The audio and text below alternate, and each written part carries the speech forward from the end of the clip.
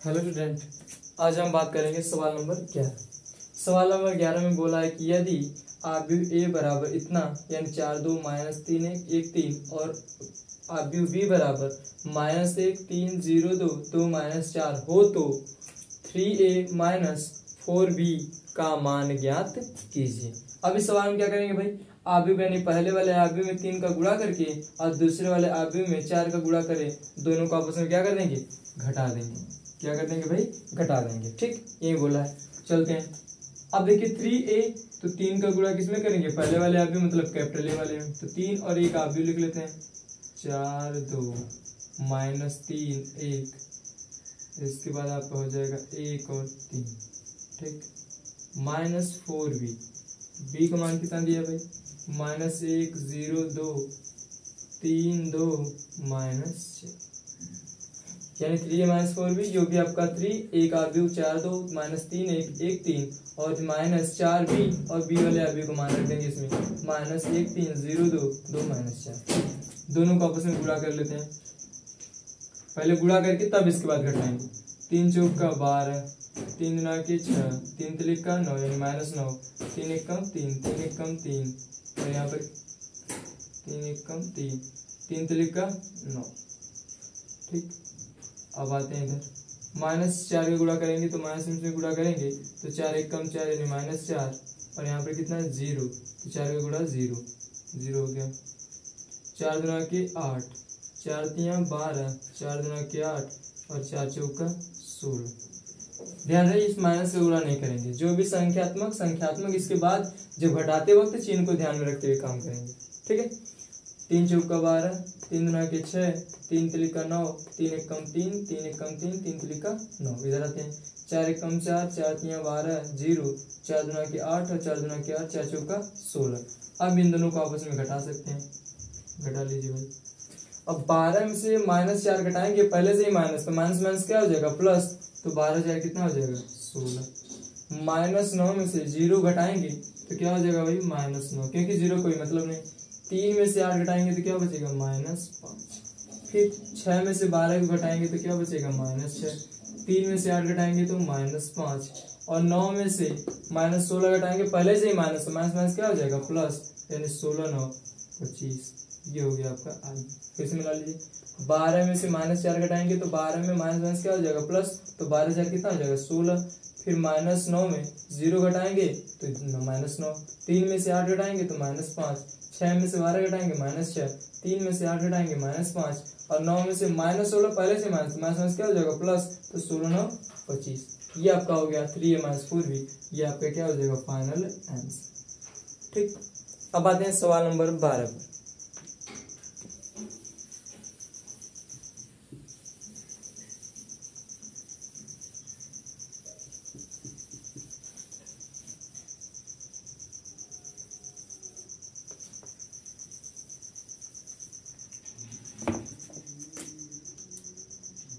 सवाल नंबर 12 क्या दिया भाई, सवाल नंबर 12 में बोला है कि यदि पहले वाले आव्यूह यानी कैपिटल ए बराबर 1 माइनस 4 5 2 1 माइनस 3 और बोला है कैपिटल बी बराबर कितना दिया भाई 2 3 माइनस 1, इसके बाद दिया आपका 1 2 3। ठीक, आव्यूह ए बराबर दिया 1 माइनस 4 5 2 1 माइनस 3 और आव्यूह बी बराबर 2 3 माइनस 1 1 2 3 हो तो आव्यूह सी ज्ञात कीजिए। आव्यूह सी ज्ञात कीजिए, जबकि शर्त में दिया है क्या भाई, जबकि 2a प्लस 3b और इसके बाद क्या दिया भाई माइनस 4c, एक क्या है शून्य आव्यूह है। क्या भाई शून्य आव्यूह है, तो ज्ञात कीजिए। ध्यान दीजिए, यानी बोला है कि कैपिटल ए बराबर 1 माइनस 4 5 2 1 माइनस 3 और कैपिटल बी बराबर 2 3 माइनस 1 1 2 3 हो तो सी का आव्यूह सी का मान ज्ञात कीजिए। लेकिन शर्त दिया है कि क्या करेंगे भाई, पहले वाले अवयव यानी कि ए वाले में 2 का गुणा करके उसमें 3 वाले यानी क्या है बी वाले अवयव में 3 का गुणा करके दोनों को आपस में जोड़ करके उसमें से अवयव सी वाले में 4 का गुणा करके सी वाले में 4 का गुणा करके क्या करेंगे भाई, जब घटा देंगे इन दोनों को जोड़ने के बाद तो किसके बराबर आएगा, शून्य अवयव के बराबर। और शून्य अवयव को हम बोल सकते हैं ओ से, क्या बोल सकते हैं भाई, ओ से। जैसे इकाई अवयव पढ़े हैं अवयव के प्रकार में, इकाई अवयव को कैपिटल आई से निरूपित करते हैं, उसी तरह शून्य अवयव को किससे, ओ से। यानी ऐसा शून्य अवयव ऐसा अवयव जिसमें पंक्ति और स्तंभों की संख्या क्या होगी, 0, यानी सभी तत्व क्या होंगे 0 के बराबर, वो होता है आपका शून्य अवयव। यानी कि जो टोटल होगा इसका जो मान होगा इन दोनों को सभी समीकरण को हल करेंगे तो किसके बराबर आएगा, 0 के बराबर। इसके बाद हम क्या करें, पक्षांतर करके सी का मान निकाल लेंगे। ठीक, आते हैं अपने सवाल। अब देखिए 2a, यानी हमें सवाल में टारगेट जो करना है उस अवयव सी का मान ज्ञात करना है। तो सवाल में बोल चुका है कि 2a + 3b - 4c एक शून्य अवयव है। क्या है आपका, शून्य अवयव, मतलब इन सभी को अवयवों को जोड़ेंगे a b और c का मान रख करके तो 0 के बराबर आएगा, यानी सभी प्रत्येक अवयव क्या होंगे, शून्य के बराबर। जब शून्य अवयव बोल रहा है इसका मतलब उसको 0 के बराबर कर लेते हैं और शून्य अवयव में जिस क्रम के अवयव होंगे उसी क्रम के शून्य अवयव तैयार कर लेंगे और वहां से पक्षांतर करके हम c का मान निकाल लेते हैं। आइए देखते हैं 2a, a का मतलब कितना है भाई, 1 - 4 5 2 1 -3 प्लस 3b, b का मतलब हो 2 3 -1 1 2 3 हो गया। इसके बाद -4c, इसके बाद क्या है, शून्य अवयव, मतलब किस क्रम का है भाई, 2 क्रॉस 3 का अवयव है, यानी पंक्ति 2 है और स्तंभ कितने हैं, 3 है। यानी अब इसको लिख लेते हैं 0 0 0 0 0 0 0 हो गया भाई। पहले 2 का गुणा कर लेते हैं, इसके बाद देखते हैं 2 1 कम 2 2 चौका 8 2 पंजे 10 2 दूना के 4 2 1 कम 2 2 3 6 3 का गुणा कर लेते हैं, 3 दूना के 6 3 तिलिका 9 3 1 कम 3 3 1 कम 3 3 दूना के 6 3 तिलिका 9 -4c बराबर 0 0 0 0 0 0। ठीक, गुणा थोड़ा चेक कर लीजिएगा, 2 1 कम 2 2 चौका 8 2 पंजे 10 2 दूना के 4 2 1 कम 2 2 3 6 3 दूना के 6 3 तिलिका 9 3 1 कम 3 3 1 कम 3 3 दूना के 6 3 तिलिका 9। इन दोनों को आपस में क्या कर लेते हैं, पहले जोड़ लेते हैं भाई। 2 में 6 जोड़ेंगे कितना होगा 8 और इसके बाद 4 में 3 जोड़ेंगे 7 -8 में 9 जोड़ेंगे तो कितना बचेगा +1 2 में 6 जोड़ेंगे कितना हो जाएगा 8 10 में -3 जोड़ेंगे कितना होगा, यानी 7 हो जाएगा।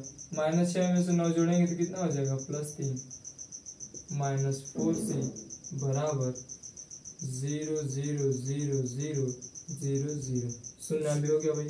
शून्य अवयव को कोई भी यदि अवयव रहेगा उसका मान होगा उसमें जोड़ देंगे तो वही अवयव प्राप्त होगा। जैसे मान लीजिए कोई संख्या है 4 में कितना 0 जोड़ देंगे तो किसमें बराबर होगा 4। यानी बोल सकते हैं कि अगर मान लीजिए कोई भी संख्या यदि इसमें शून्य जोड़ेंगे या फिर शून्य घटाएंगे तो क्या होगी, वही संख्या आपकी प्राप्त होगी जो लिए रहेंगे। वही काम इस अवयव शून्य अवयव में जो भी आपका अवयव होंगे उन दोनों को आपस में जोड़ेंगे या फिर घटाएंगे तो स्वयं जो अवयव दिया रहेगा उसी अवयव के बराबर आएगा। तो पहले इसको हल कर लेते हैं, अब आते हैं आगे।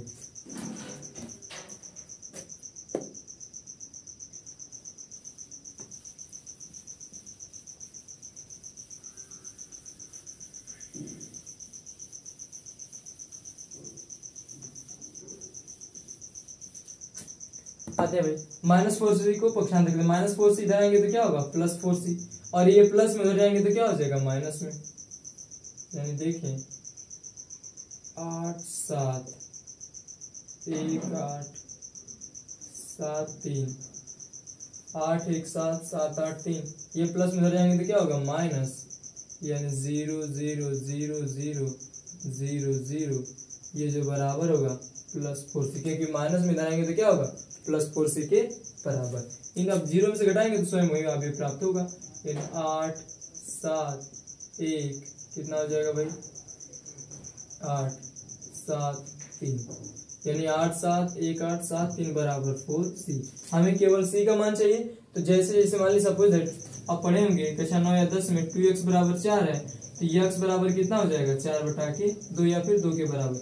यानी जो भी गुणनफल में रहता है उसको जब हम पक्षांतर करते हैं बाएं से दाएं या फिर दाएं से बाएं, वो किस में जाता है, गुणा में या फिर भाग में। सेम प्रोसेस इधर भी होगा। 4c देख रहे हैं कि एक दूसरे में गुणनफल में, जैसे इसको पक्षांतर करेंगे किस में आ जाएगा, बटा में। टोटल बटा में भी लिख सकते हैं या फिर 1 बटा में भी लिख सकते हैं। ठीक है, जैसे देखिए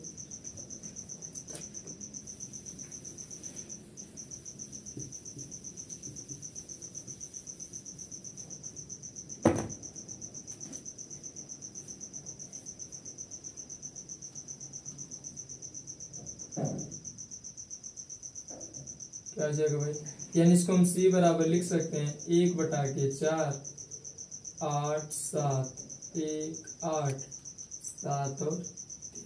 ठीक, या फिर हम इसको ये भी लिख सकते हैं क्या भाई, c बराबर 1/4 का गुणा कर दें इसमें, 4 दूना के 8 7/4 1/4 7/4 और 4 दूना के 8 यानी 2 और 3/4। ये भी आंसर बोल सकते हैं, ये भी आंसर बोल सकते हैं। ठीक है, जो भी आपका कैलकुलेशन होगा उस कैलकुलेशन थोड़ा सा ध्यान से करिए, थोड़ा सा भी मिस्टेक होगा जोड़ घटाना में थोड़ा समस्या आ जाएगी। तो आप इसको भी 1/4 को बाहर करके आप आंसर लिख सकते हैं या फिर 1/4 का गुणा करके भी लिख सकते हैं। तो आप भी का मान हो गया है फाइनल आंसर। ठीक, आते हैं अब सवाल नंबर 13 पर।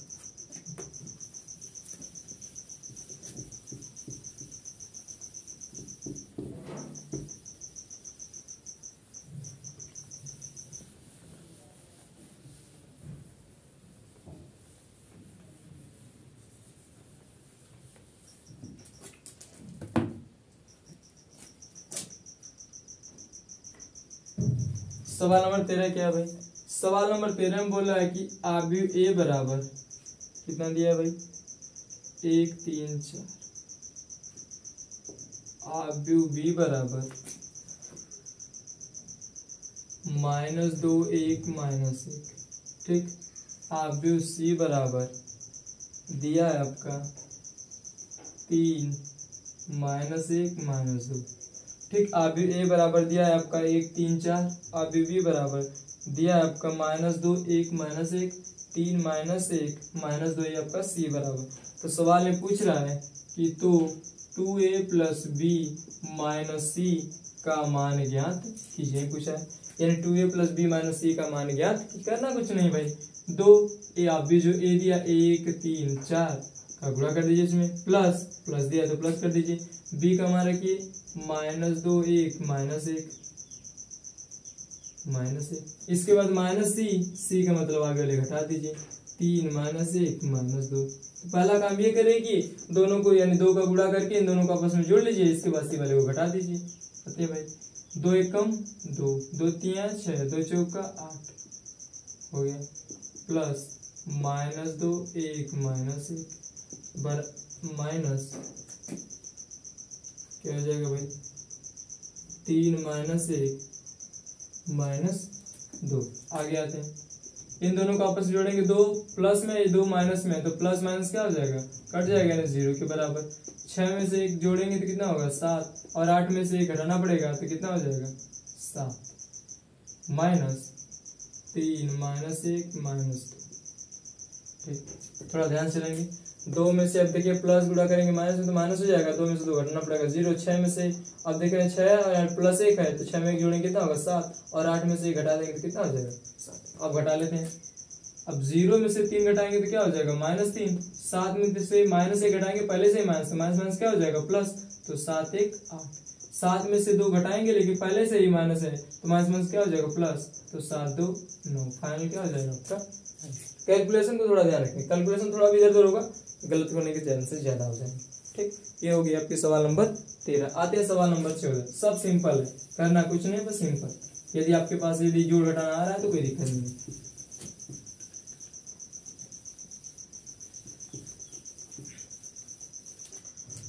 अब आते हैं सवाल नंबर 14। 14 में क्या बोल रहा है भाई, सवाल नंबर 14 में बोला कि निम्नलिखित को सरल कीजिए और दिया है cos थीटा, अब ब्रैकेट में दिया है cos थीटा माइनस इधर sin थीटा अलग से, इसके बाद बोला है sin थीटा और यहाँ दिया है cos थीटा। ठीक, और इसके बाद बोला है plus sign theta minus cos theta, और इसके बाद दिया है कॉस थीटा और साइन थीटा का मान ज्ञात कीजिए। अब इसको हल करिए, सरल कीजिए।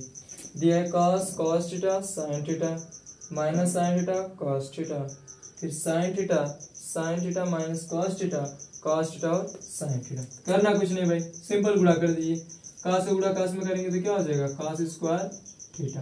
कॉस गुणा साइन में करेंगे तो ये अलग अलग मान है, तो माइनस में जाहिर सी बात होगा कि प्लस में माइनस, तो प्लस गुणा माइनस करेंगे माइनस। हम थोड़ा सा अपने हिसाब से लिख लेते हैं, साइन को पहले लिख लेते हैं कॉस थीटा को बाद में।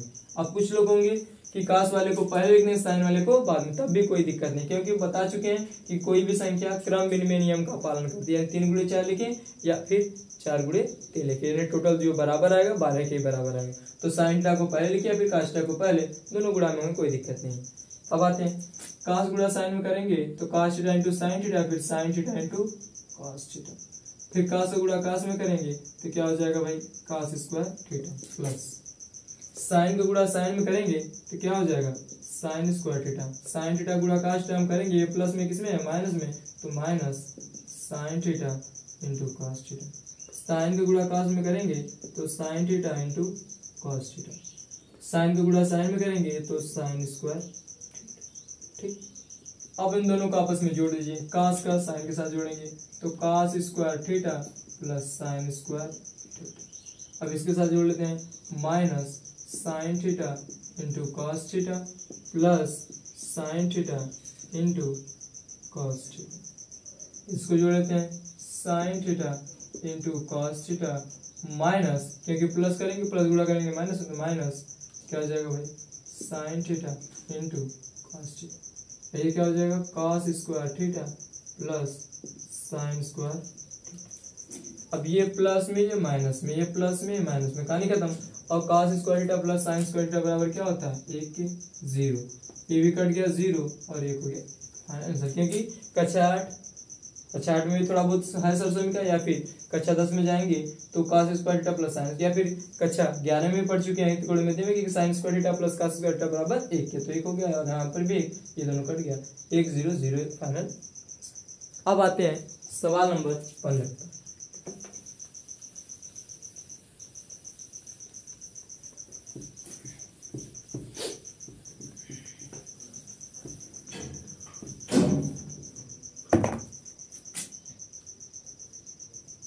सवाल नंबर 15 में क्या दिया है भाई, सवाल नंबर 15 में 2 सवाल है। पहला सवाल इसमें दिया है कि यदि a प्लस बी बराबर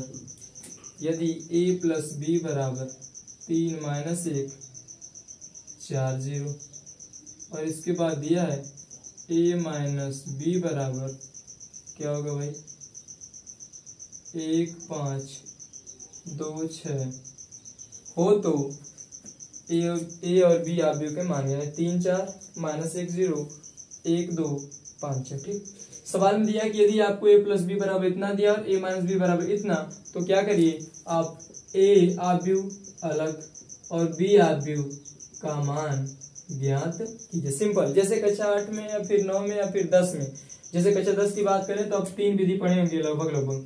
एक पढ़े होंगे प्रतिस्थापन विधि, दूसरा पढ़े होंगे विलोपन विधि, और तीसरा पढ़े होंगे वज्र गुणनखंड विधि। उस दोनों यानी तीनों की विधि की बात करें तो प्रतिस्थापन वाले में क्या होता था भाई कि x वाले मान को पक्षांतर एक साइड कर लेते थे और x का मान समीकरण, यानी आपको 2 अननोन डाटा मिलते थे, x और y, या फिर y या z या x, यानी आपको 2 ऐसे मान थे जो आपको 2 समीकरण सहायता, एक समीकरण 1 और समीकरण 2 दिया रहता था। उन दोनों की सहायता से प्रतिस्थापन विधि का यूज करें। प्रतिस्थापन विधि मान लीजिए x प्लस वाई बराबर 5 है, तो क्या कर लेते थे कि x बराबर 5 प्लस वाई इधर माइनस वाई, ऐसी x का मान समीकरण 2 में रख करके आप x का मान या फिर y का मान निकाल लेते थे। अब विलोपन वाले में क्या था कि विलोपन वाले में पहला काम चाहे x वाले, जैसे मान लीजिए आपको समीकरण दे दिया कि x प्लस वाई बराबर 5 और दे दिया 2x माइनस 6y बराबर 11। ठीक, अब इसमें पूछा कि x y का मान किस विधि से, विलोपन विधि से। तो विलोपन विधि वाले में क्या करते, या तो x वाले मान को या फिर y वाले मान को किसी एक को आप बराबर कर लेते और इसके बाद जोड़ने वाला था तो जोड़ देते थे, या फिर घटाने वाला था तो घटा देते थे, वहां से आप क्या करते मान निकाल लेते थे। सेम काम यहाँ पर भी करेंगे, बज्र वाले का यूज नहीं करेंगे।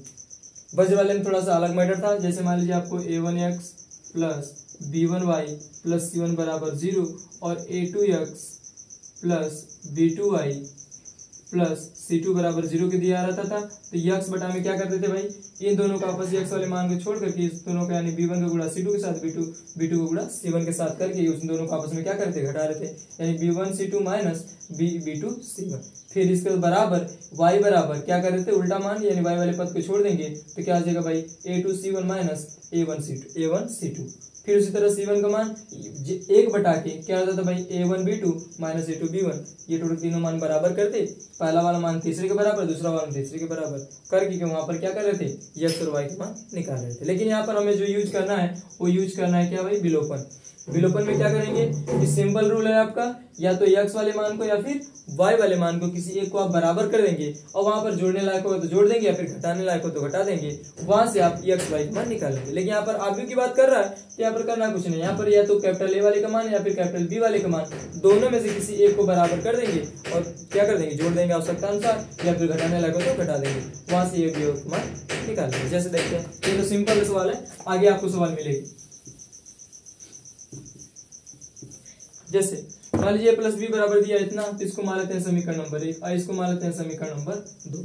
यदि हम समीकरण 1 और 2 को जोड़ दें तो क्या हो सकता है भाई, लिखते हैं भाई समीकरण 1 धन समीकरण 2, यानी समीकरण 1 में समीकरण 2 को जोड़ने पर लिख सकते हैं या फिर समीकरण 1 धन समीकरण 2, समीकरण 1 को समीकरण 2 में जोड़ दिए तो बाएं साइड को बाएं साइड में जोड़ देंगे, दाहिने साइड को दाहिने साइड में, तो क्या हो जाएगा भाई, a plus B plus a minus B बराबर, इधर भी जोड़ देंगे दाहिने साइड को दाहिने साइड में, 3 माइनस 1 4 0 प्लस 1 5 2 6। ठीक, अब कुछ लोग क्या होंगे, इसी समीकरण को समीकरण 2 को लिखेंगे, फिर पटपाई देंगे, plus B minus B cut करके ए में जोड़ देंगे 2a और इन दोनों को आपस में जोड़ के डायरेक्ट लिख देंगे, तो वो भी अपने स्थान पर सही है, कोई दिक्कत नहीं। आप डायरेक्ट भी कर सकते हैं या फिर सिंपल भी कर सकते हैं। ठीक, आप वहां पर भी डायरेक्ट पटपाई, आपको जो भी है क्षैतिज लाइन दे करके कट करके जो भी आप छाप दीजिए, कोई दिक्कत नहीं। वहां पर हम सिंपल रूल चल रहे हैं, थोड़ा आराम चल रहे हैं, प्लस बी माइनस बी जोड़ देंगे तो क्या हो जाएगा 2a और इन दोनों को आपस में जोड़ेंगे 3 1 4, माइनस 1 में 5 जोड़ेंगे तो कितना होगा 4, 4 में 2 जोड़ेंगे 6 और 0 में 6 जोड़ेंगे 6 आएगा। Simple rule.